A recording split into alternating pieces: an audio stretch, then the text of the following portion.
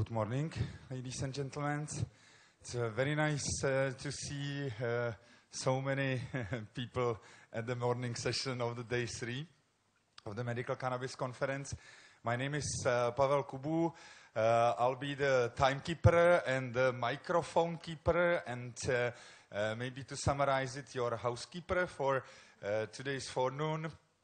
We would like to first go all the speeches up to 15 minutes for each presenter, which should save us something like 25 minutes for a broader discussion. So I would ask you to keep your questions towards concrete speaker in your notes. You will have time to ask them. But we thought it would be better to let flow the speeches because as you might mention, speakers are from various areas of medical cannabis, research, development, policy creation, patient rights, and other angles which they are covering. So it makes sense to hear first their messages so we can potentially have the discussion on the complexity of the topic. And just for the very beginning, as some of us are maybe the ethic taking from the point of view how ethic and moral is being described to the overall population, I'd like to point out the 4 main principles on which the medical ethics is being built, which start with non-maleficence, or better said, do not harm. And of course, this is a very strong principle which can, in many areas of cannabis in medicine and cannabinoids and their potential, which we are hearing even here a few days, how endless it looks for us right now. It's of course bearing a lot of questions to during the concrete situations in medical practice. The very similar one is the beneficence, do good, and of course again it sounds very easy, but in individual situation, for example, of patient where you cannot be sure about his ability to judge. What does it mean to do good? Does it mean to push him for an operation if we know that if he does not take the operation, he will die, but he's not able to do the judgment correctly as the cancer is already hitting some of these brain structures necessary for such decision making. So of course, as usual, theory is sharp, but colorful is the tree of life. And then the other two, which maybe in terms of cannabis patients are maybe more important, is the respect, physicians' respect or healthcare professionals' respect to patients' autonomy.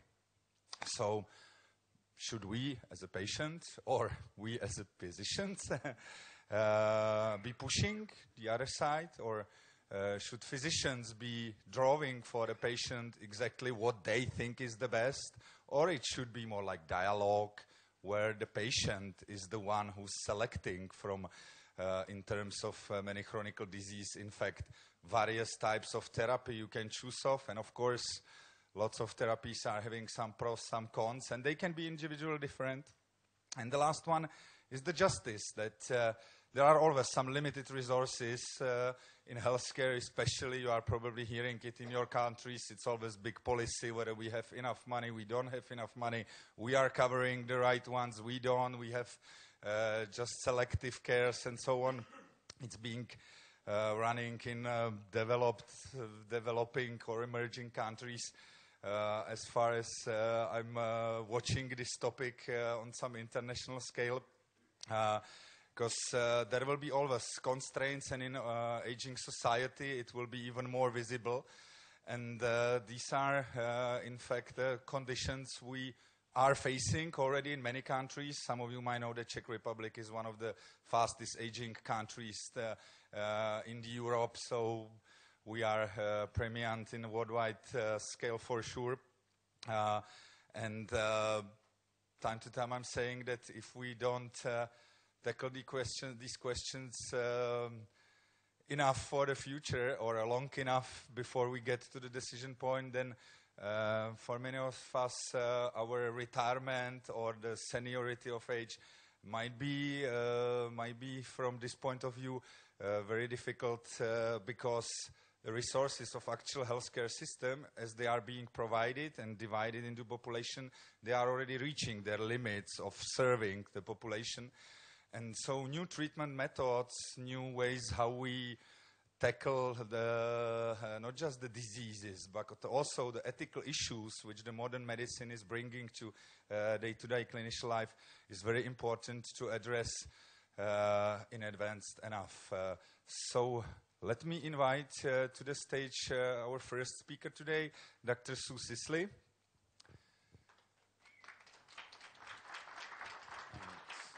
have everything here. This one works. Yeah, let me try that.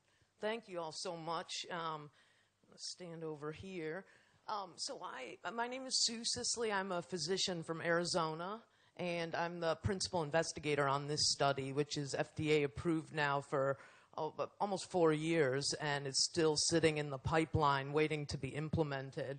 So when they asked me to speak on an ethics panel, I decided that I would talk, since I'm a scientist primarily, I don't really work directly with patients on marijuana use, but I create study designs around marijuana to hopefully help answer questions for patients about how marijuana might be beneficial. The problem is that all of this research looking at the effectiveness of marijuana is actively suppressed in the U.S. and, of course, in other countries as well.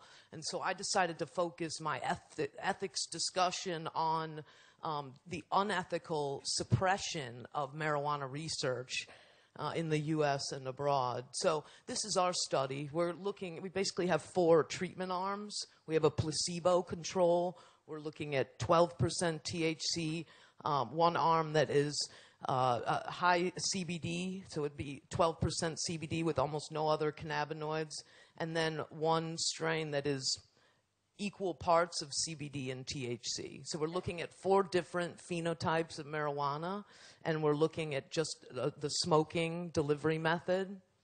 And we're going to be looking at military veterans. So they've had combat-related trauma, and they are dealing with treatment-resistant PTSD. That means they've failed drug therapy, they failed psychotherapy, and they're still highly symptomatic. And then they will be looking at both safety and efficacy of marijuana. So what I was going to talk about then is why suppressing marijuana research is unethical, why it's so important. An ethical approach to research is putting all of the data out into the public domain. That was really important to us, that the public be able to see the good and the bad of marijuana, because the problem is with big pharmaceutical companies, they can pick and choose what studies they want to share with the public. And I used to do pharmaceutical company research, and I was well aware that if our data from a certain study on a drug was unfavorable, that data would never come to light somehow. So our commitment is to put all of our data out into the public domain. And then, of course, the ethics of, just promoting truth and science. We've always been committed to putting our study protocols on our website. That's unusual. I was surprised to find out how many scientists refused to publish their protocols and make them public. For me, we want to share our protocols with all scientists. We want to learn from each other about how studies are designed. And so I was proud of my nonprofit sponsor is MAPS. Many of you know this is a giant organization that sponsors marijuana and psychedelic research all over the world. And they've always made our study design public and always intend to continue doing that. So this is the issue. This is what we're up against. The suppression of research in the U.S., at least, boils down to this issue, is that people believe, especially extremist elected officials, believe that any marijuana research may promote legalization. So they have to suppress all objective data that might shed light on the benefits of marijuana. So this is, so many of you I know I've spoken to many of you who were aware that our study actually got terminated from the University of Arizona. So my study and myself, I was fired from the medical school there because of my advocacy around this research. Trying to get this done for so many years put me at odds with the administration, and this became worldwide media attention because there's so many scientists around the world who understand this problem, that if you dare to be on the forefront of controversial research, your job may be in jeopardy, and that's exactly what happened. This is the biggest, probably the most unethical problem that we have in the U.S. when it comes to research, is this monopoly. So the National Institute on Drug Abuse has a government-enforced monopoly on the only legal supply of marijuana for any FDA-approved trials. So the issue is, this is only for marijuana. No other Schedule I drugs. If you're looking at LSD, MDMA, you don't have to go through NIDA to purchase study drug, but only marijuana has to deal with these redundant, added bureaucratic reviews. So in '68, the DEA commissioned this facility at the University of Mississippi to actually be the sole legal cultivator of marijuana in the country. And the problem is that if NIDA refuses to sell you study drug, which they often do, if you dare say that you want to study the effectiveness of marijuana, then your study is impossible to conduct if NIDA doesn't sell you the marijuana study drug. And the issue is that, the FDA, fortunately, has been a real partner in marijuana research. So I want you to be aware that the FDA has not been the blockade. They've been wonderful, collaborative to work with. They've been, helped us optimize our study design, and they are on a 30-day timetable. So they have to respond within 1 month.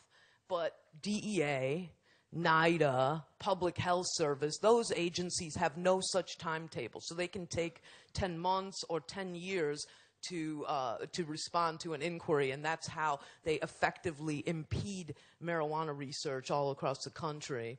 So this is an example is my sponsor, MAPS, attempted to do a vaporizer study, and now it's actually been 8 years now that study, though it had FDA approval, has been sitting in the pipeline all these years waiting for NIDA to sell a study drug. And what's shameful is that, drugs like other drugs in Schedule I, like LSD, have no delay. After you get FDA approval, you simply, go apply for IRB approval, and you purchase LSD, research-grade LSD from any lab in the country.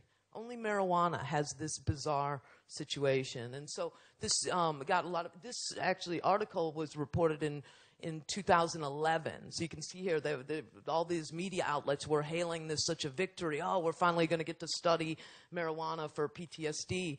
And yet here we are years later, still unable to implement this study. So here's the reason why we think it's unethical that studies like this are being suppressed, because we desperately need new treatments for post-traumatic stress disorder. We have large populations all over the world that are suffering from PTSD. We have very few good treatments for it. We're paying out tons of money in disability payments for these folks.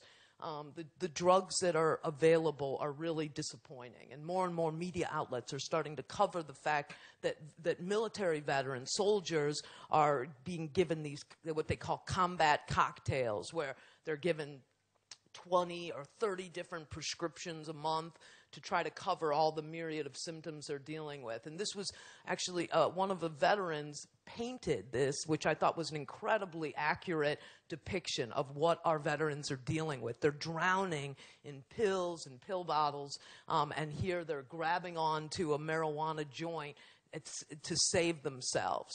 And this is what we have. The situation in the U.S. is there's only 2 FDA-approved medicines for PTSD. So right now you have Zoloft and Paxil. That's it.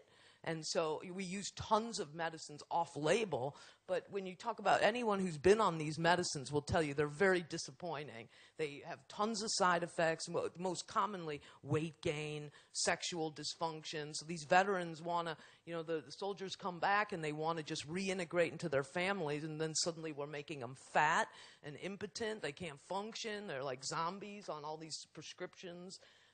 So the reason we got interested in this because there's just a mountain of anecdotal evidence from our military veterans claiming that marijuana is helping them. And we're hearing more and more veterans claiming that they're able to walk away from a lot of their prescription meds and just use marijuana. And the reason we think that this is unethical, that this study has been suppressed, is because this would have been the only study looking at whole plant marijuana for PTSD. It's the only randomized controlled trial in the world looking at both risks and benefits, safety and efficacy. So, and this is the timetable. You can see we submitted the study design in 2010 to the FDA. They worked with us for a few months and helped us improve things and approved it relatively quickly. So we had FDA approval in early 2011, and yet we're still here years later, miles away from getting this study underway. And the problem is this NIDA monopoly is unethical because they have no track record of growing the strains of marijuana that we need. So here we are, years later, still not even have access to the proper phenotypes of marijuana that are essential to prove our hypothesis. This is Dr. El Soli. He's the head of that facility. He's got his hand in a barrel of ground-up marijuana. This is how that facility functions, is they take the whole plant, throw it in a grinder, roll it up into these cigarettes that are then shipped out to investigators. And Ethan, I'll appreciate. This is Ethan's photo. This is what it looks like. This is the study drug that we're given. So you question the ethics of being forced to use this study drug to examine efficacy of marijuana. A lot of the medical community argues that this sabotages the study from the beginning, and we believe that we should be allowed to use any expert growers around the country who that we believe our government should authorize new growers who are, licensed and monitored. So this is the NIDA monopoly has to abide by this. It says that they have to provide a continuous and uninterrupted supply of marijuana for any of these FDA-approved trials, and we would submit that they've already failed at that. The delays are unconscionable. And this is why I just wanted to show you that the organized medicine is now getting involved. The medical doctors and the very conservative, and yet they are now demanding that the barriers to marijuana research be ended so that we can, so they're not endorsing legalization. They're just saying, look, we need science because we have, 34 states now that have some form of medical marijuana law. The doctors are the gatekeepers for this program, and yet we have very little data to look at to counsel patients on how this works. So this is our hypothesis. We believe that marijuana will reduce the symptoms of PTSD in a dose-dependent manner. We believe that certain strains, CBD-rich strains of marijuana may be more beneficial for this. And this is the one challenge that we have, is that our study requires that we expose patients to the marijuana study drug on site. And this is why we've run into so many barriers. That's why the university couldn't fathom how to do this. They couldn't deal with the optics of having soldiers smoking and vaporizing marijuana on campus. But this is critically important to be able to understand if a patient's going to have an adverse event to the marijuana, like if they're going to have a panic attack or a psychotic episode, then we want to be able to document that. If they have that at home, it's going to be harder to do that. So this is why we're going to be organizing these safety sessions. As soon as the military veteran is enrolled in the study, they will undergo these 2 safety sessions. They're 4-hour sessions. Well, they'll be taught. Many of these veterans will be new to marijuana, so they'll be taught how to smoke marijuana in a standardized fashion, and they'll be monitored for adverse events. This is how we prevent diversion of the study drug. We have all these elements that we've been required to implement. They have to videotape themselves actually using the study drug. We have to review all those videotapes before we can issue new study drugs. So they're only given a 1-week supply each time, and then they're asked to return their unused marijuana each week so that we can weigh it and figure out what they actually needed. And this is the bottom line. For us, this is all about, you know, if you're a scientist, it's also a human being.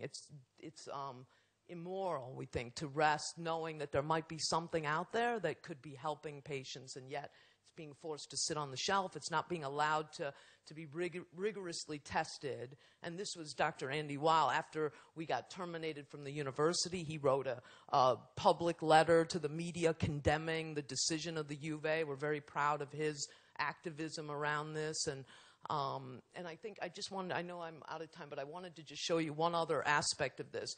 When we got terminated from the U of A, this program was also terminated, which is a $500,000 grant from the health department. This was an attempt to educate physicians statewide. The doctors were going to receive this program that would have talked to them about the medical marijuana program. This is very scary to opponents of marijuana because they don't want doctors educated about how to implement medical marijuana because that might grow the program. Right now we have a situation, at least in Arizona, where no mainstream physicians actually participate in the program. It's all, you know, fringe doctors, and we wanted to change that. So we took this project around the state, and just as we were launching it, suddenly the grant was stripped, and this was the very subversive material. I mean, you can see we were trying to show doctors, hey, this is what a card looks like. You know, this is a patient, a medical marijuana card. We would show them this is what diagnoses qualify a patient to be involved in the medical marijuana program. You know, so we would go around and explain this to them. We would talk about what conditions are not approved. We would talk about, hey, this is the form. It's a simple 1-page form that enables you to provide your patient safe, legal access to lab-tested marijuana. And anyway, so this is very discouraging. Also, why I bring it up, because another example of the ethics of, you know, failing to educate the physician community, it's a very deliberate strategy to keep medical marijuana, you know, at bay, to keep it small and unworkable for patients. So that's it. You said we're going to take questions after, right? Okay, you got it. Thank you all very much.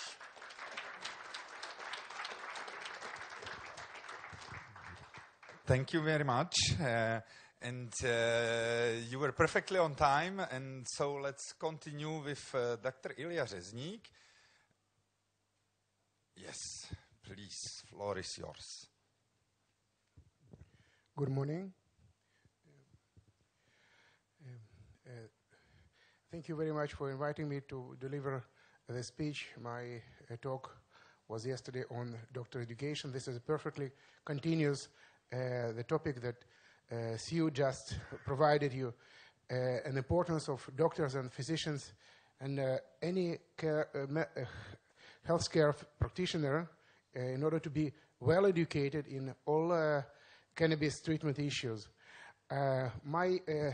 This morning talk is going to say you some words about ethical environment within cannabinoid treatment. This is not everyday issue, and for the last year it's more and more important. What are the ethical requirements for such not usual till now treatment?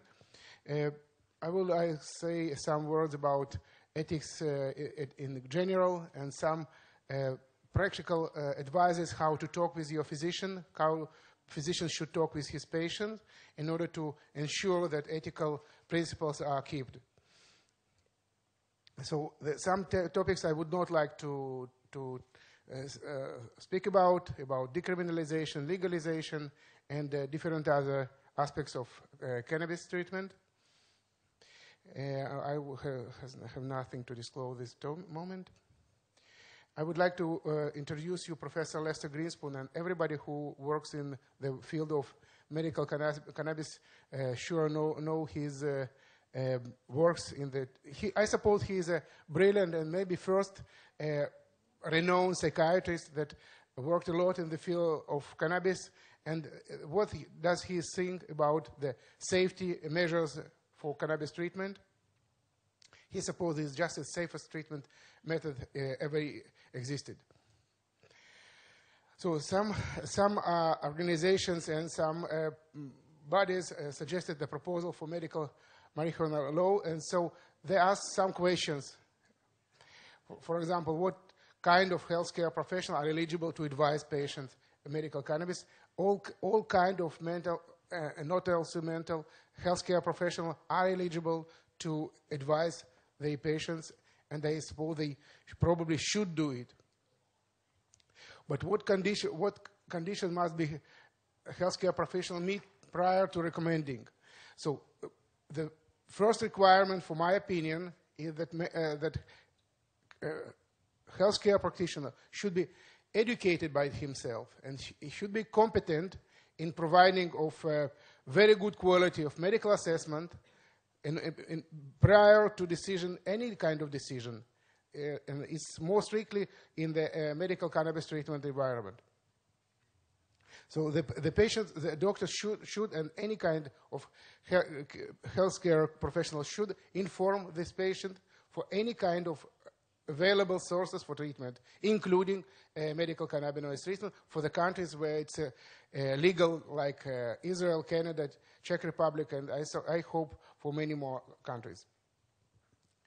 So we would like to say that any kind of contact between doctor and the healthcare professional and patients should be well documented in order to be sure that we discovered all important issues and we covered it properly. So what is supposed to be terminal or debilitating medical condition? For them, we suppose that the healthcare professional should initiate and suggest patients to have cannabinoid treatment. I would like to present you a long list of such disorder, but we suppose that majority of them are already included to the list. I would like to point you for, especially for my favorite and my profile topic, neuropsychiatric disorders.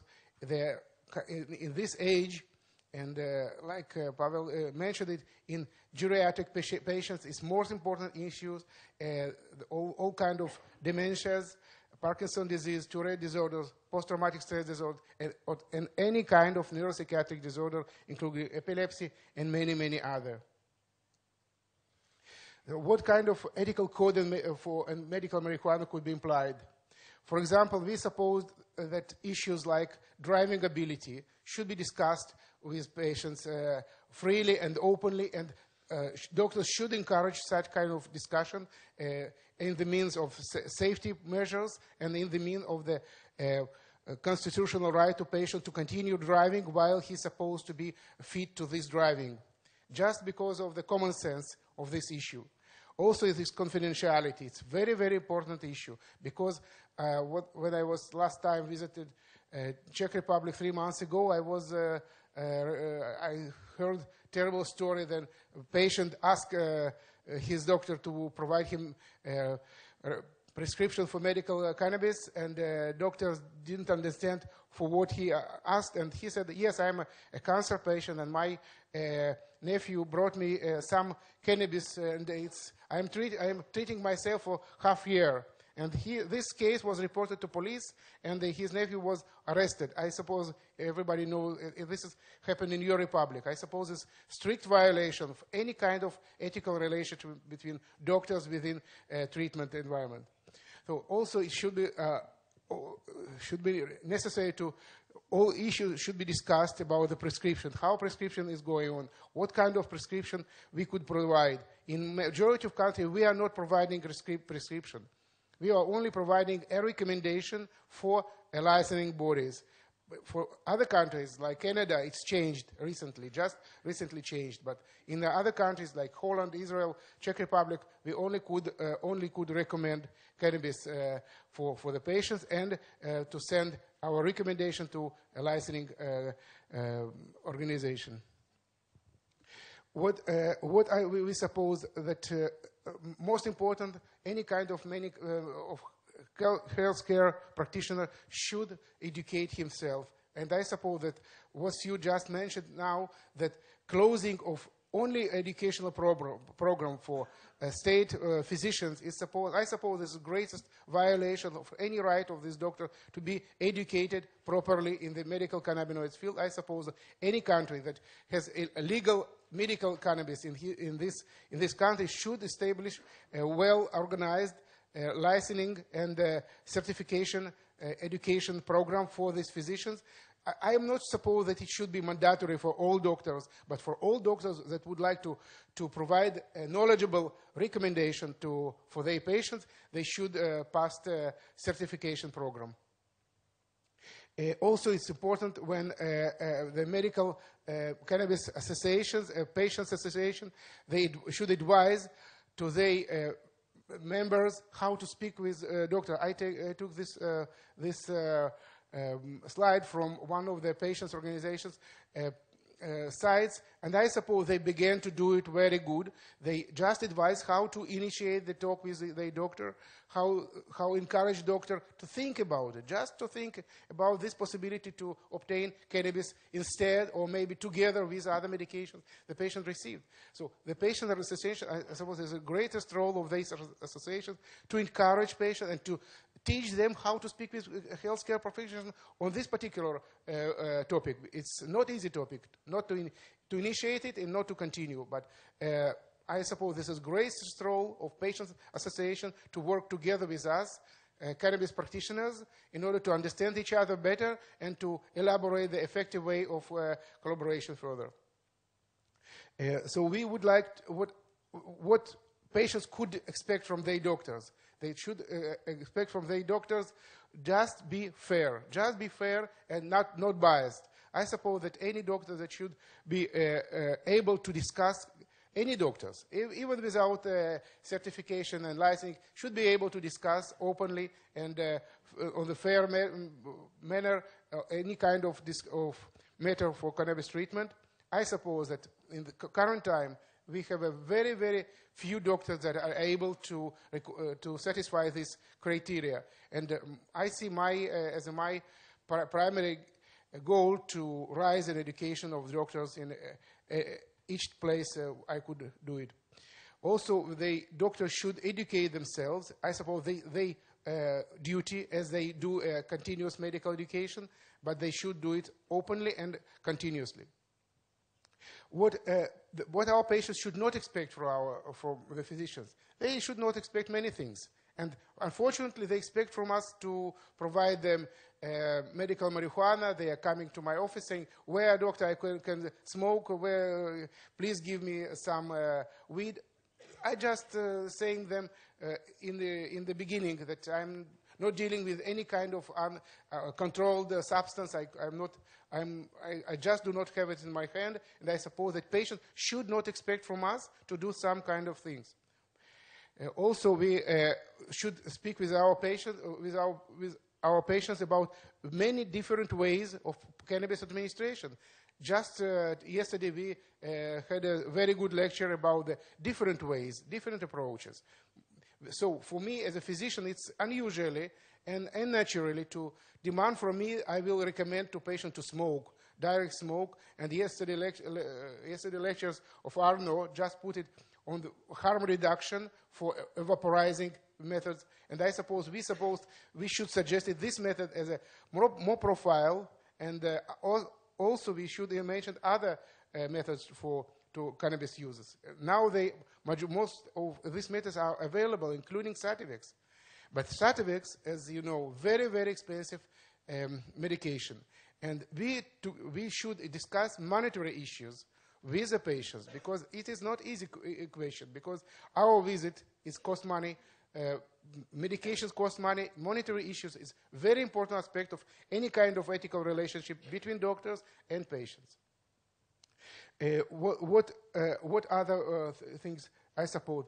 That we should ask our patients to continue follow-up, because without follow-up, we could not make any kind of harm reduction for such patients. So this is a very important issue.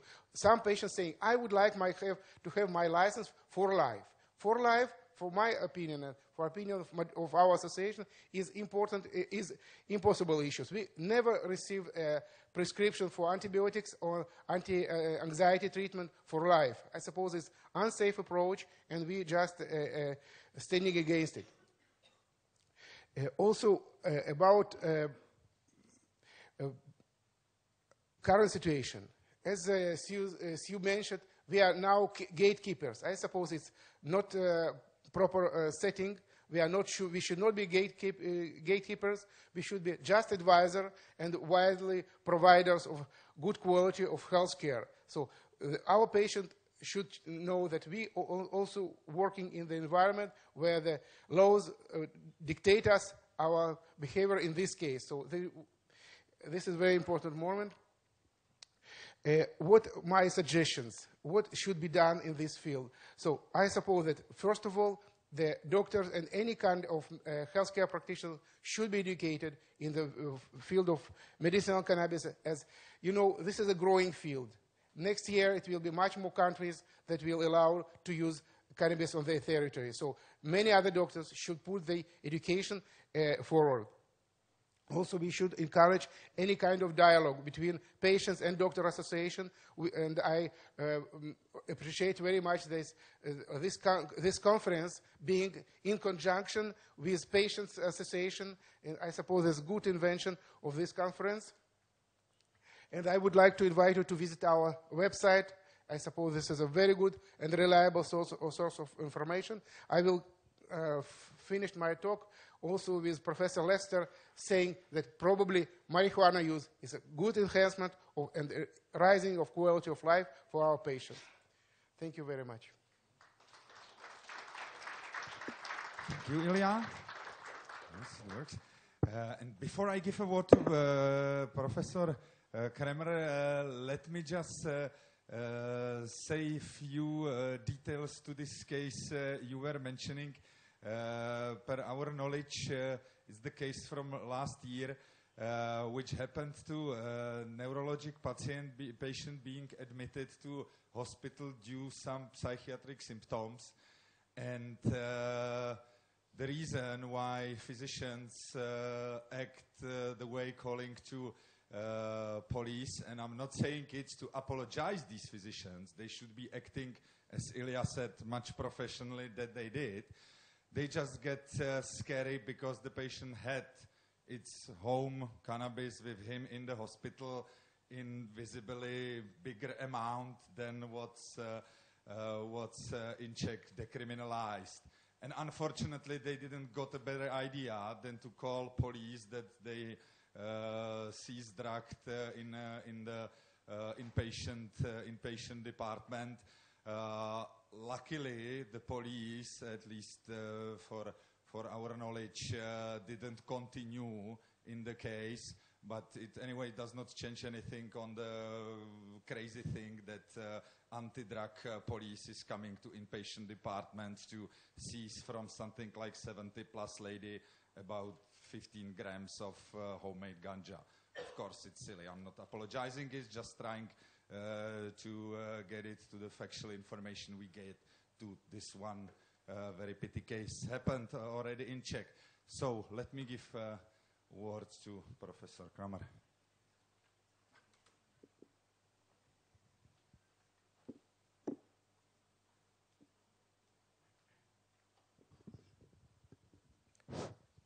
Thank you very much for being invited. I'm a newcomer to this arena. I work with cannabis for less than a year, while some people here are dealing with patients for almost 10 years now, and even more. Some of the people in the audience have more than 1,000 patients, and I have only 25. So everything I'm saying you can take cautiously, because it's only my new personal insights into the ethical issues, and some of them were actually collected from friends during the talks between the lectures yesterday. So this is one thing. One important issue, two maybe, the one is that actually we are doing history some way or another, and the ethical part should be, of course, part of it, and probably this is the reason why it was given time in this session. A second one, I'm known to my friends as a politically incorrect person, so if somebody is offended during the talk, he can come to me after the lecture, and we can discuss it. So I would say that there were some issues that I decided to elaborate on, and maybe some of them are part of the tomorrow session. So I will skip all the evidence-based medicine because this is more for the... It has to do a lot with the ethics because of the nature of the data that we provide both for the regulatory people and both for the patients. And there are so many ethical issues in it, but I would leave it for tomorrow. So I'll go straight to the patient. And those people who deal with mostly patients with pain, they know that it's very difficult to evaluate the feedback or the outcome in a reliable way. I just heard that Sue is using videotape, and I don't know how does she scales what she sees in the videotape, but it's very, very difficult. Yesterday, Johnny told me about the reducing harm effect. I mean, what would happen to the patient if we will not treat him for different reasons. And I don't want to talk about this because this is not my, I don't have enough experience in it, but maybe it will come up in the discussion. Then there might be 3 physicians sitting in the same clinic. One will say, I know nothing about cannabis. We don't give cannabis. Go away. The second one will say, yeah, I would give you cannabis. Let's say in my field, epilepsy, I want you to have at least 2 seizures per day, and that you have already failed at least 6 drugs. And then in the third room would be another physician would say, oh, okay, are you suffering?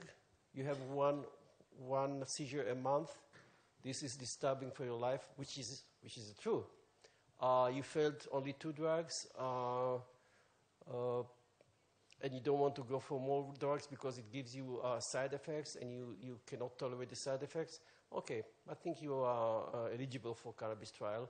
So there are so many different approaches, and the patients, they move from one physician to another because they know where to find a way to the one who is the easiest to give them what they want. And I think in each region or group of physicians or country, there must be some discussion between the caregivers themselves, the physicians, that it will have some common set of criteria when to start. So the patients themselves are very difficult in many issues, and it makes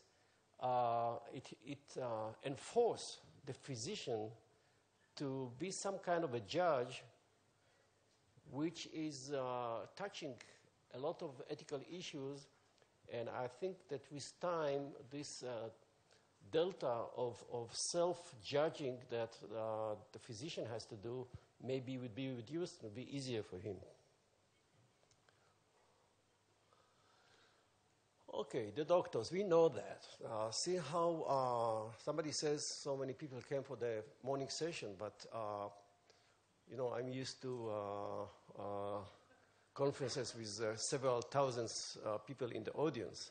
So in Israel, we have like 10 to 15 people who are specialists in pediatric epilepsy, I would say about 2/3 of them don't really want to hear about it and say, hi, okay, we trust you. Let's wait until you have some more results. We don't want to start in our hospital. Everybody knows that. And the patients have this problem of approaching uneducated physicians who don't really know what to do. Not that they don't want to help them. They want to help them. But they don't have enough data or belief or material to pressure themselves to start the treatment. And a case like Charlotte or other cases that everybody have spoken about, for physicians, it's not enough. They don't want to hear about 1 or 2 case studies. They want, when a new drug is coming out to the market and the agent is coming to me and ask me, why don't you start this drug? I said, well, where are the papers? Oh, we are in the middle of the study. So I say to her, would you like to see me again after you finish the study? I want to see the data. That's what I do with other drugs. So why other physicians would behave differently when you talk about cannabis to them, especially with all the stigmata, etc. Okay, recruiting. We talked about it. The patients have their hope, their beliefs. You don't know what are the criteria. The last thing on the doctor part is that we have load. It was written this morning. I'm sorry. That's not the way to write load. We work very hard. And we have our lives also, doctors' problems. And we have waiting list in the hospitals, some of us of 2 months, some of us of 10 months. And people are using all these ways to get beyond this order waiting list. Now, so many doctors do not want to mess with cannabis, so all the load is coming down to very few physicians in each country. So now there is a line of thousands of patients that maybe they set the criteria, but there is only one doctor in this region that is giving cannabis. So what does he do? He says, okay, I'll have a private clinic. So let's say the waiting list in his private clinic is shorter than in the hospital, which is often the case. So in those countries that physicians are allowed to have private clinics, like for example in England they are not, in some of them who works as attending in the hospitals. So they would come to the doctor to the private clinic. And then he says, oh, there are so many patients. Why wouldn't I increase the charge? And then there might be some ethical problem from the doctor's side. Okay, I would take 50% more for those who look for the licensure, because I'm the only one in the region who gives them licensure, etc. This happens. That's one of the last one in my short talk. The money issue. Maybe you did not see the money in your pocket, but there is a lot of money going around regarding cannabis. And I don't mind that some or many of my friends eventually will also make some money out of it, which is okay. I have a startup, something in epilepsy, and it's to help the patients, but if eventually I will get my share, I'll be happy. However, when there is so much money around, and there are companies with interest, there are companies that they have shares in the markets, there are companies that have to give data to the press, otherwise they would be sued that they did not tell the shareholders that maybe phase whatever of the trial was not so successful. And we need these companies either to invest in our researchers or the companies that have their own researchers. But then you start to question, and that's why we need the FDA, you start to question which kind of numbers they give us, what is true about the data, what is not. You're the researcher. You want to be part of the company. You want 1% to be the advisor. Maybe you have a placebo effect when you look at the statistics and say, maybe I'll do the statistic this way. I have a better number. So this plays a role. So if somebody is not in research, one of my friends once said, all what you need is a good statistician. Once you have that, you can publish. So that's also with that. So I'm sorry I'm so direct, but this is part of the game. And the last thing that I was already facing, many countries do not legalize the cannabis, but some of us are known all over the world. So we get mails or requests from patients from other countries. It's a small world now. It's a one village, right? So they can reach me in 1 second with the mail. And can you help these patients? How do you help them? In your country, you can ask for a licensure only if somebody is citizens of your own country, but then you have a patient in a country which in his country he cannot get a licensure. Can you help this patient? How do you go around? As a physician, you want very much to help, but neither him, the patient, neither you wants to pass the law. So this is still a problem. I think this is enough for one morning. Thank you very much.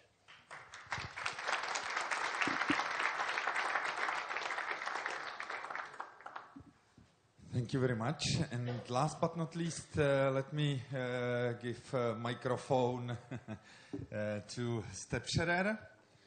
And as a last speaker of these keynotes, we will then open the discussion. Good morning, everyone. Good morning. One more time. Good morning, everyone. Thank you.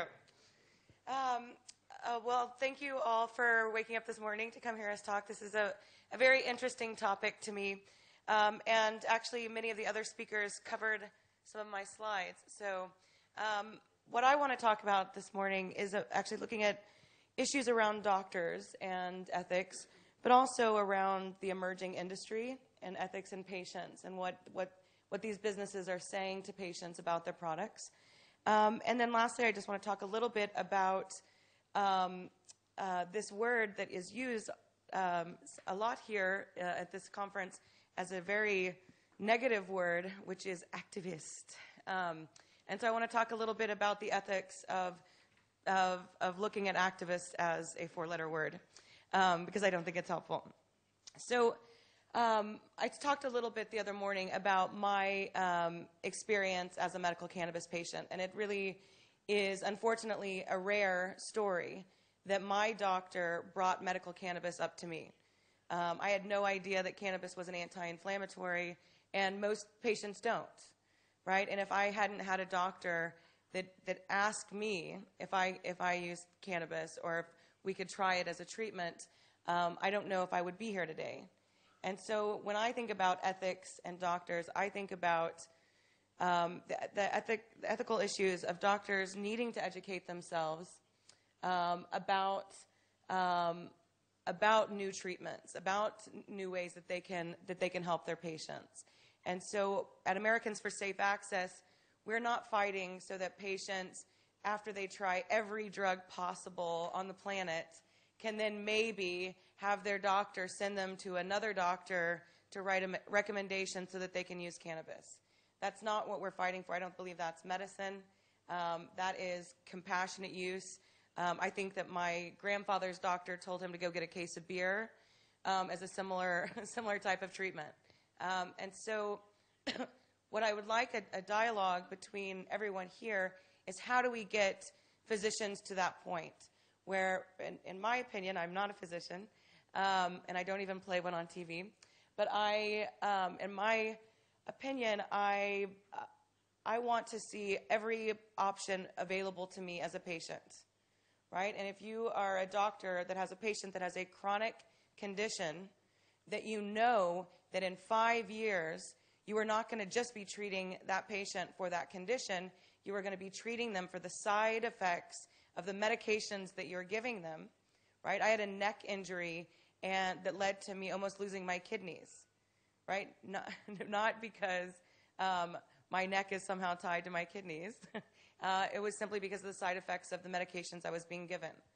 And imagine, a life where a doctor at the very beginning said, look, you have chronic pain. You're going to be dealing with this for the rest of your life.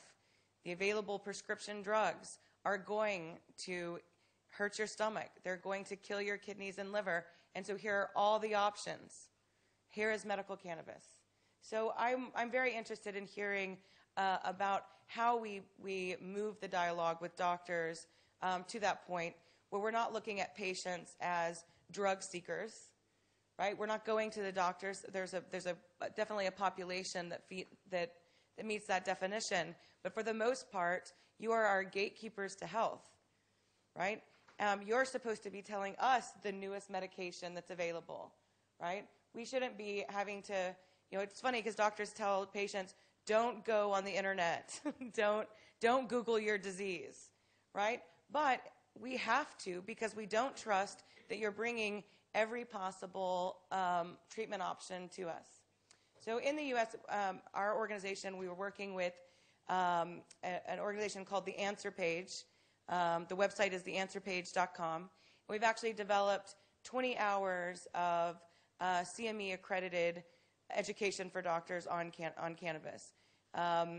These are backed by the American Medical Association, and so a doctor from any state in the United States can take these education courses, and I know I've talked to many of you about translating those and working together. But also, what we found in interviewing doctors in the United States, it was kind of interesting, actually. I thought that the number one reason why doctors weren't recommending cannabis in the U.S. Was because it was illegal. That was my assumption. That's actually, when we surveyed doctors, that was the fourth reason. The number one reason was that doctors didn't want to talk to their patients about marijuana. Right? So when I say, get over it, sorry it's uncomfortable. I don't want to talk to my doctor about a lot of things, but I have to. So, but they also are worried, basically just the basics about having to talk to their patient about rolling a joint or using a vaporizer, or they don't know the answer. They don't know how to talk about dosage. So patient advocates, activists, are actually doing this work with doctors to get this education out there, right? We're the ones who are bringing this information, raising the funds so that this can get done. And I hope that the next time we're all together, that there's not just the opportunities for doctor education, but that we can actually start seeing this educational programs be put into pre-med and graduate programs, right? Right now we're trying to catch the doctors that have already made it through medical school, and we definitely need to be looking at strategies so the endocannabinoid system is taught in pre-med and in med school, so that these dialogues aren't all patient-driven. The other thing I wanted to address was the story behind the Ventura Sandwich board. I think you guys have heard. I've heard this in every country I've been in, every state I've been in. People refer to a gentleman in the United States that wears a sandwich board on Ventura Beach and says, come in and get your prescription and get cannabis. Well, these are also referred to as pot docs in the United States, and there's a lot of negative connotations around them.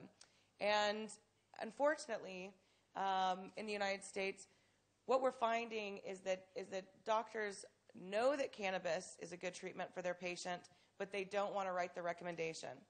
And there's a lot of reasons for this. I understand they don't want to get on a list. They're worried about the DEA, blah, blah, blah.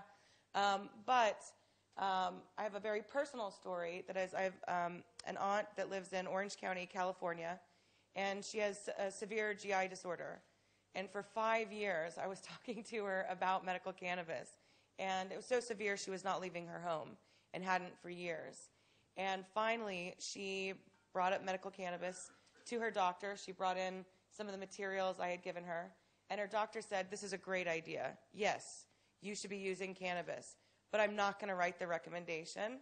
And she sent my aunt, the doctor sent my aunt to the little weekly paper in Orange County to find a pot doc. So the doctor knew it. He affirmed that it would be a good idea and sent her to a doctor in the back of a weekly magazine. So where we're looking at is, this idea of cannabis specialist is a possibility, right? But what is the difference between a cannabis specialist and a pot doc? And another issue that we're having with these pot docs is that the people that aren't being referred, someone who is just going to one of these doctors to get their recommendation, this may be the only doctor they see in a year or several years, right? They're coming in, and yes, they want the recommendation for cannabis, but they may have another problem that is not going to be observed by a doctor, right? Like, yes, they have chronic pain, but what if that chronic pain is intensified because something else? Who is going to examine that patient? And in the U.S., we don't, I think you know a little bit about how wonderful our healthcare system is, that this, $200 that a patient is paying, this may be the only doctor they see. So there's definitely a lot of ethical issues around doctors being the gatekeepers. And I think that from outside the United States, it looks like there's people just setting up and making lots of money, and that's definitely true. There are definitely the individual doctors that are setting up shop and making thousands of dollars a day. But for many patients, they would not have the legal protections. They would not have the safe access if those doctors didn't exist. So it's almost like they're a necessity until we make sure every doctor knows about these treatments and is offering it as an option. I already talked about that. All right, so the other major ethical issue that we're finding in the United States right now is the industry and the responsibilities of the medical cannabis industries. Because medical cannabis is illegal federally, and we're doing these projects by the state, and this industry has come up, I will say it's getting less gray, but definitely this industry came from operating in the dark to now moving into the light. And so what someone could say about a product that they were selling to a friend, like, this is the most amazing cannabis ever, there's different ethical requirements when you are selling that commercially to the public, right? So you cannot tell a patient that a product is made for human consumption when it is not. In the United States, we have companies that are importing hemp products, some of them very good hemp products, some from here, from Central Europe, but some from China that was actually not created for human consumption. What they're importing is actually industrial hemp that was prepared in horrible ways, chemicals. They're concentrating it and selling it to the most desperate of patients, right? They're making claims that they will cure cancer, that they will end seizures, that the products are safe, and it's dangerous. In the United States, we're hearing lots of stories of children going to emergency rooms who are getting sick from these products that are being sold to them in magazines with the promise of cure, right? And so as someone who has been in a desperate situation as a patient, you want to believe an ad when you see that this is going to save your life, change your life. And for parents of childhood seizure disorders, these people have no lives. Their children are having literally 100 seizures a day. They have not gone outside for 4 years. And so when they see something that says this will end your child's seizures, of course they're going to order it. Of course they're going to try it. But just because we're desperate doesn't mean we're still humans. And you can't try out whether or not you think industrial hemp would be okay on a patient on us. So a lot of the work that we're doing at ASA is actually trying to bring standards to the industry, trying to find ways that patients can know whether or not something is a safe product or not. And then the last thing, I left this blank because I have a lot to say here, that I want to talk about the activist role. So I think when many of you say activist and you say it like you're saying a horrible word, I think what you mean maybe is something I call non-strategic vocal activists, right? I think what you mean, maybe, is a hippie from a picture that you saw in the United States. I think what you mean is someone who shows up and the whole room knows that they just smoked pot, and maybe they didn't have a suit today, right? I think that that's what a lot of you mean when you say activists. So I want to remind you all that we would not be in this room talking about medical cannabis if it were not for activists. It would not happen. Thank you. But activists, I also think that you are all activists. You are all activists. I'm sorry, but not very many people come and spend 4 days to talk about medical cannabis. I mean, it is a beautiful hotel. But it's activism simply means that you see something that's wrong, and with your skill set and your ability, you approach that issue to make it better, right? So when a lot of the things I've been talking about at this conference have been about me meeting with departments of agriculture and spending, hundreds of hours developing best practice standards for cultivation. But I am the same person that has been arrested, I'm not going to tell you how many times, shutting down federal courtrooms in the United States because we were not getting justice. But it wasn't, I didn't just start there. I didn't just say, you know what, I'm just going to go get arrested. It was part of a strategic plan, right? And as activists, when we approach a strategy, we use something called an escalation of tactics, right? So an example of that is I need to change federal laws, right? Because my country says I'm a criminal. They're basically saying I'm either should lose my kidneys, right? Stay in bed and not be treated, or live like a criminal. I think you all know which one I've chosen. But that means that I need my federal government to pass a law. So when I began a campaign like that, first I asked the politician to meet with me. I write them a letter, please meet with me. Some of them will, some of them won't. So what can I do if they say I won't meet with you? Do I give up? No. I have 10 friends call that elected official and ask them to meet with me. If that doesn't work, I ask those 10 friends to write a letter to the editor so the public can see that the elected official won't meet with me. If that doesn't work, then I have a petition and I have 1,000 people sign it and say, please meet with me. And if all of that is still, the elected official won't meet with me, I may show up with 10 of my friends and sit down in the lobby of his office with video cameras to explain what's happening, right? But that is a strategic plan. Protests, as long as they're part of a bigger program, are necessary. And in the United States, not a single civil right was won without civil disobedience, without individuals getting in the streets. But at the same time, we're also educating our elected officials about what we want. So I just invite all of you, when you think about activism, when you think about the word activist, just be a little clearer about what you mean. Because the activism of medical cannabis patients have brought us to this point. A byproduct of the work that we have done has been the creation of an industry, right? The work that we're doing as scientists, as researchers, as elected officials, you are not making marijuana medicine. Marijuana is medicine in itself. You are just finding ways to describe to your colleagues why it works. Does that make sense? Right? Politicians are not saying, oh, I passed this law, and so now this plant that's been illegal is all of a sudden a medicine. What they're doing is they're passing laws that recognize the experience of their citizens, right? As scientists, you're not determining whether or not marijuana is medicine. You are basically explaining to your colleagues and to the world the experience that patients are having, the experience that doctors are observing.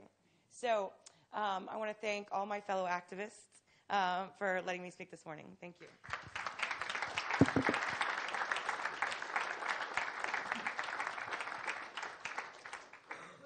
Thank you very much for a very inspiring speech. And let me now call all the presenters to these comfortable chairs. And the floor is open to your questions.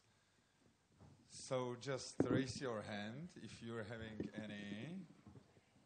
I can't believe I don't. Thank you very much.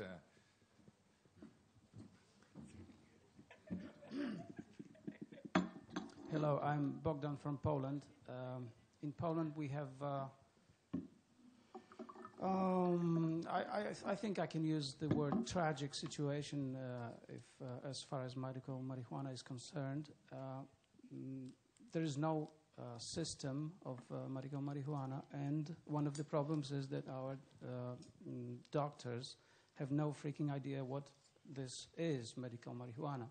But I think it's a catch-22 situation because the doctors don't know anything about medical marijuana, so we have no system.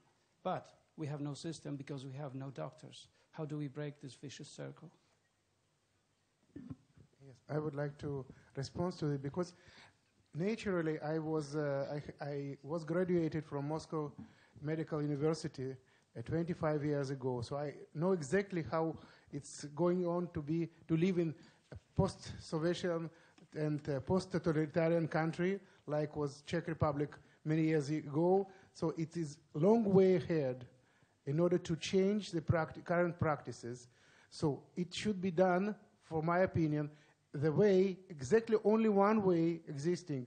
This is the way described by Steph in her talk. From activists to doctors, to bring them together, to work in conjunction between doctors and activists.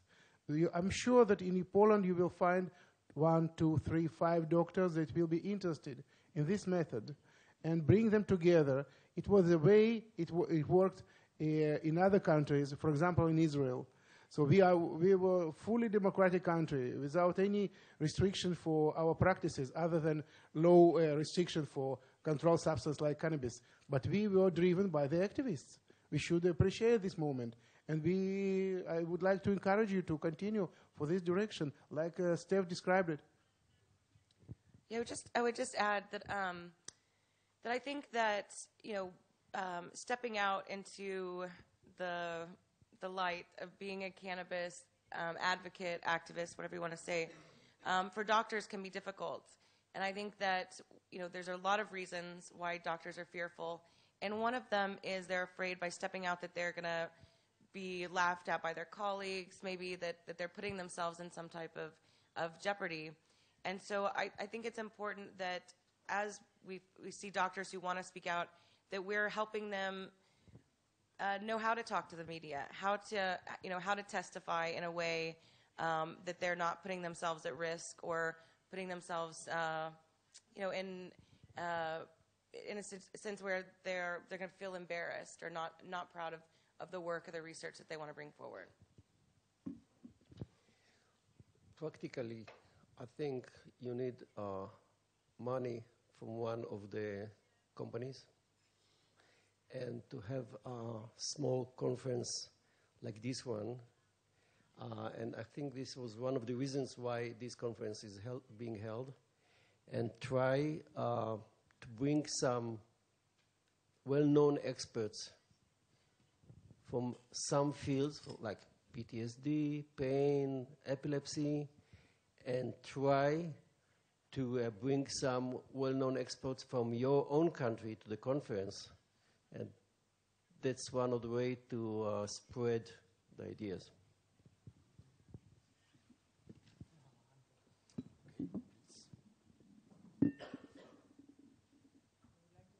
I would like to approach my question to Professor Sisley. How is the NIDA approach towards clinical studies, proposed clinical study using purified components of cannabis? Purified, like extracts? Either purified from extracts to a high degree of purification or even synthetics. It's a good question. NIDA currently sells, raw marijuana, loose marijuana, and they don't have any other formulations available to scientists. So that's another reason that we want to end the monopoly so that we can have access to those different formulations of study drug. But currently we don't have that. Their goal, basically to limit research in general. I didn't want to give you guys the impression there's no marijuana research happening in the U.S. There's tons of research happening that's funded by NIDA, but it's research looking at the harmful side effects of marijuana, what we call safety studies, looking at the abuse potential, the addiction potential of marijuana, but very few studies slip through the system looking at effectiveness of marijuana, and that's what we're trying to change.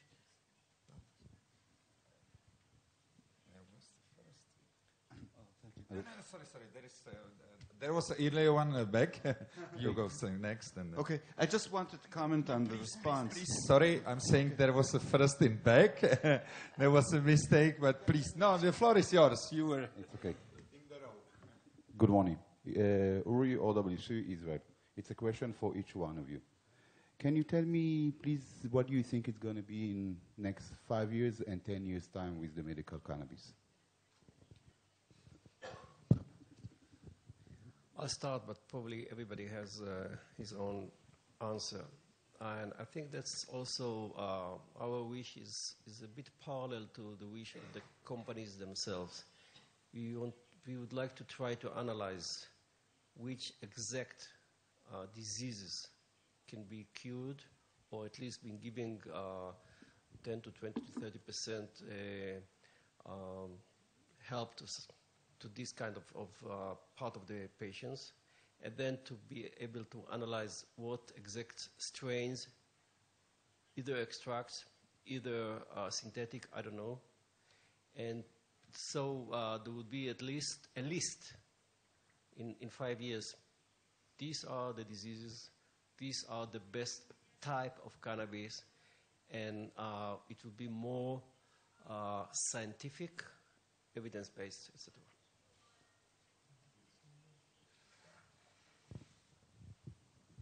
Yes, thank you for your question. I would like to use this answer in order to provide some perspective as a physician in the cannabis field. My saying is that doctors will be much more involved, and the resistance will be low.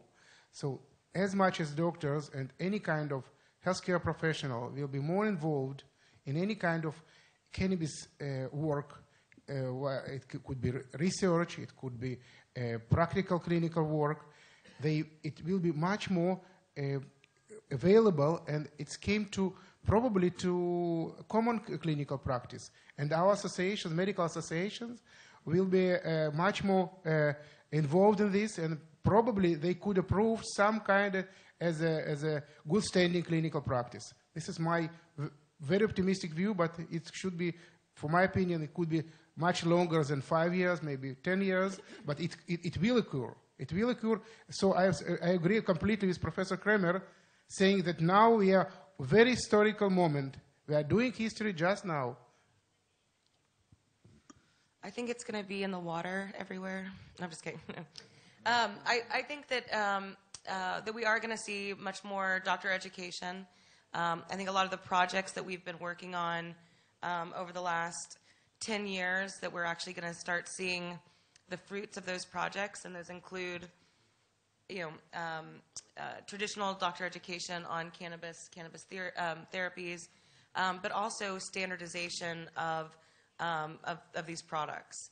And what we are now able to do is standardize labs in the United States, and well, actually anywhere in the country, we can actually standardize the potency tests, so that a patient that's getting something from one lab will be the same readout, the same test, which is going to mean that we're going to start being able to see real information about dosage, right? A lot of the problems that we've had with looking at those issues has simply been no one really knows what's in that product, and so it's basically anecdotal. But we're going to see much more of the products in the United States move towards what I would consider GMP standard products that are opening the possibility for human clinical trials on more products than just the NIDA. In 10 years, I think there's sort of a crystal ball that I'm not sure about right now, which is what is going to be the impact of legalization of marijuana on medical cannabis. I don't think it's not all positive. Since I started this organization, people have always said, if you legalize marijuana for everyone, doesn't that solve your problem? And, you know, in a sense, that sort of crystal ball has broken because we're living this experience in Washington State, in Colorado.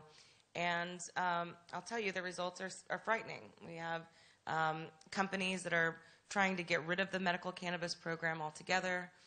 We're seeing investment in innovation move away from cannabis products, topicals, things that, you know, that aren't going to be fun at a concert.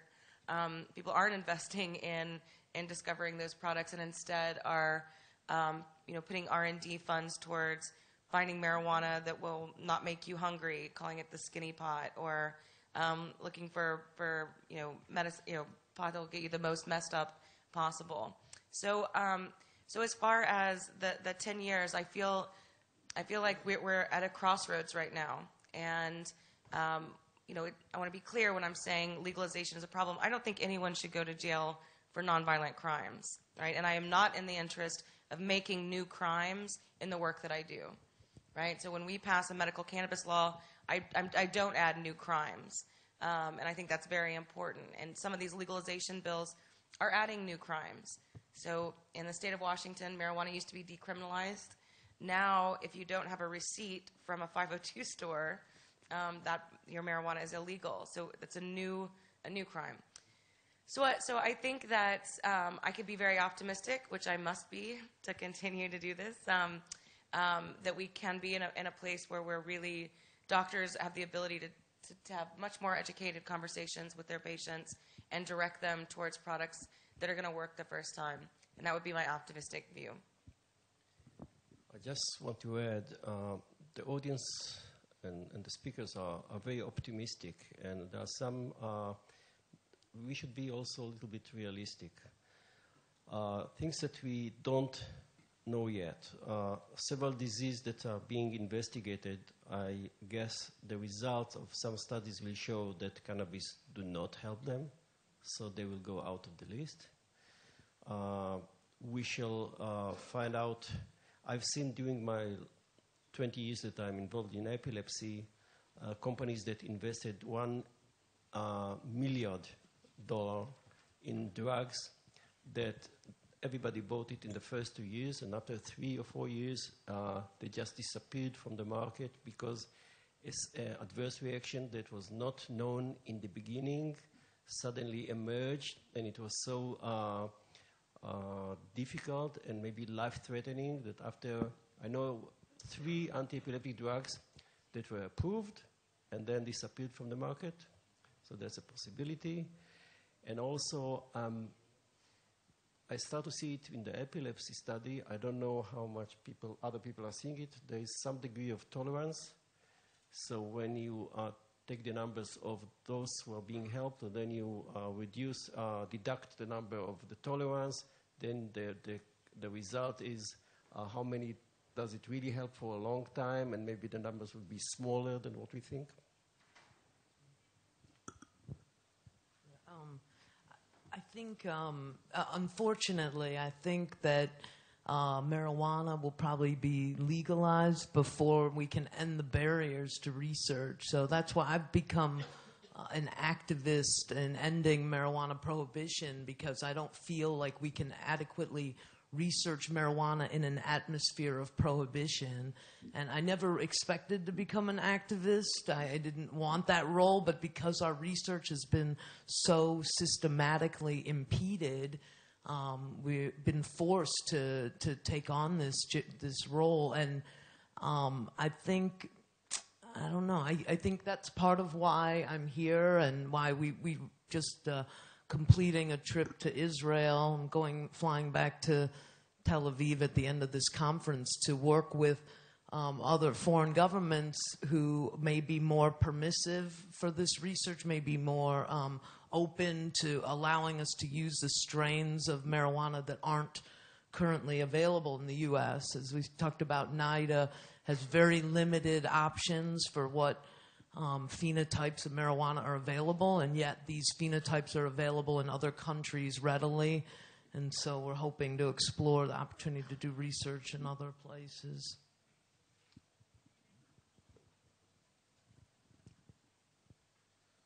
Well, it's kind of out of context now. I just wanted to respond to the question before regarding the use of derivatives or artificial synthetic drugs.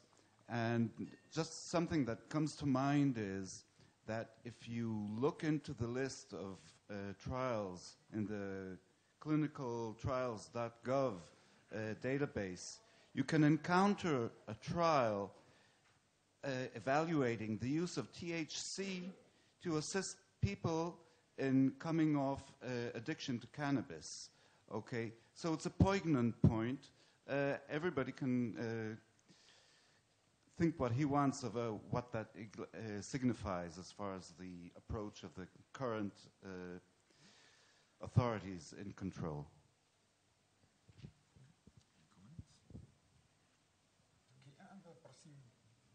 Please stay with the microphone here. There was yet another, and I capture another two, and looking to the watches as the coffee break is being ready, we will have to close the row. So yet another 3 questions. Já poprosím Pavla, jestli bys mě to nepřeložil. Okay, I'll try. Jmenuji se Dušan Dvořák, jsem vedoucím výzkumu konopí jelek. My name is Dušan Dvořák. I'm leading research cannabis is medicine. Cannabis is the cure. A před 15 lety jsem poprvé požádal o povolení k výzkumu. Jo, a já si myslím, že to, co nás nejvíc tady i vede k nedorozuměním, jsou věci týkající se toho, že se často ve vědě potom ty účinné látky přesunou jako samostatné léčivo a přitom se tady bavíme o tom, že víme, že ta synergie těch látek v tom konopí je to, co i pomáhá tomu člověku a jak je to důležité. Neseparovat ty látky. 15 years ago, I first asked for approving research, and what I think is causing a kind of misunderstanding that in the research, in a clinical research, there is sooner or later being separated the various active compounds which are identified, but there is a lot of evidence showing that the potential of cannabis as medicine is in the complexity of the active compounds in the various strains. A myslím, že se nedostaneme dál, dokud přesně tady takovýhle výzkumy se nebudou dělat, srovnávací studie.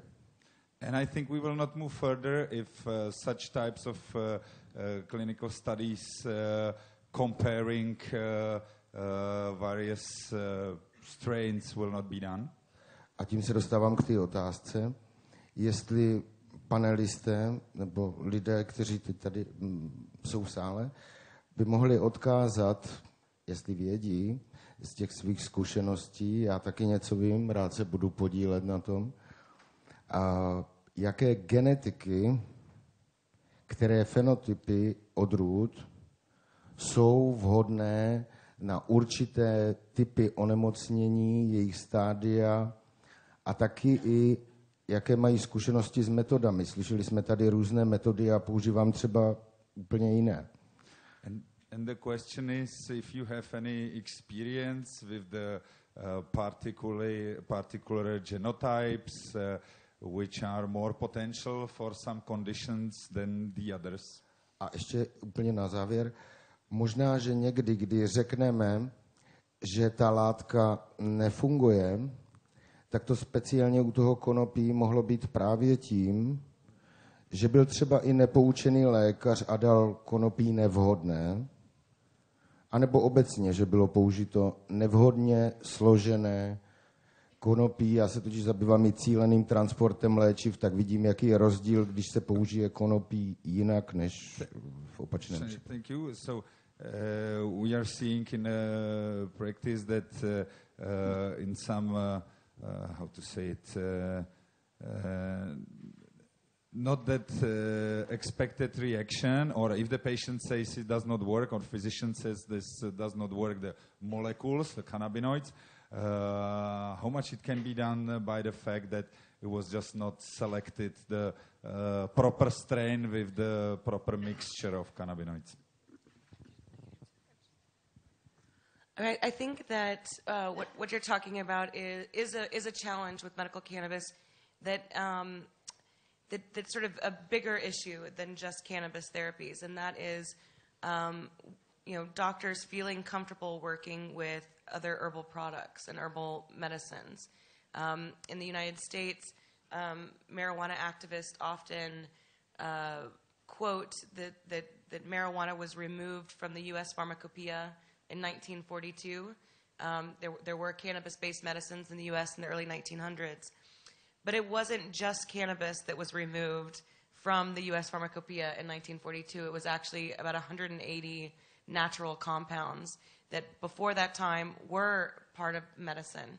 And unfortunately, medicine took a different direction away from botanicals and away from more complicated medicines with many compounds, and favored single compound medications because they're cleaner, they're easier to understand with research. But as we can see with the failure of conventional medicine to meet the needs of humans, right? When we look around where half of us have chronic pain on this planet, we're dying of simple diseases still. And so the conventional medicine has failed us. And so what we're finding is that patients and doctors are returning to these medicines that worked for our ancestors for thousands of years, and it turns out they still work.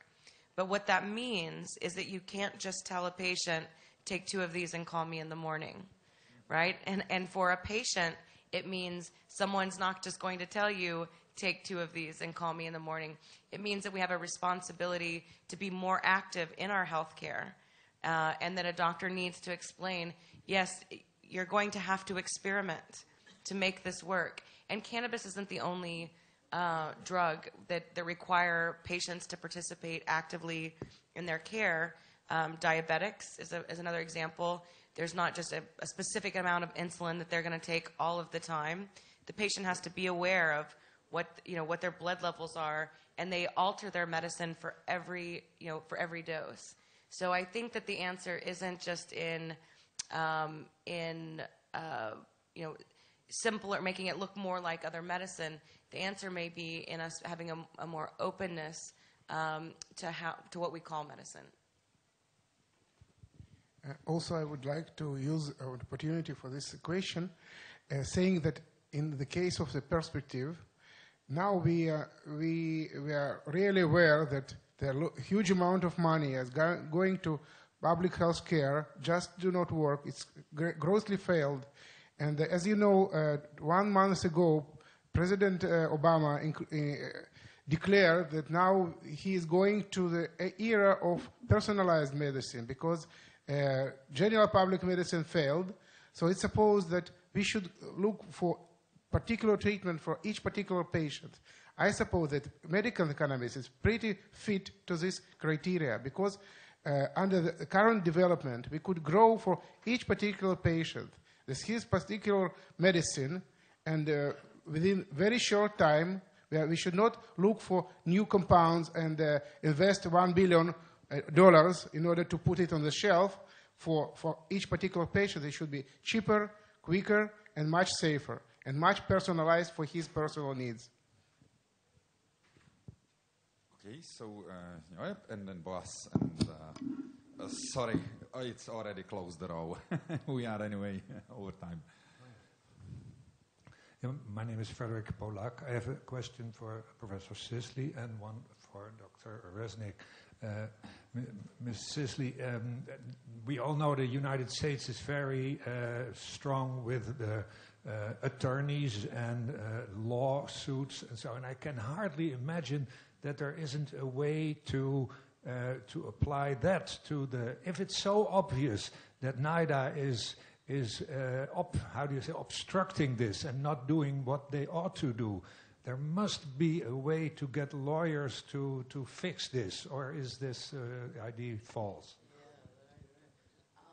Yeah, it's a great point. And we've had some of the top lawyers in the country challenging NIDA. My sponsor, MAPS, actually took the DEA to court and won. They successfully sued the Drug Enforcement Agency and won. The judge there ordered NIDA to end their monopoly. They acknowledged in the summary judgment that NIDA has not fulfilled its duty to provide a continuous and uninterrupted supply of marijuana.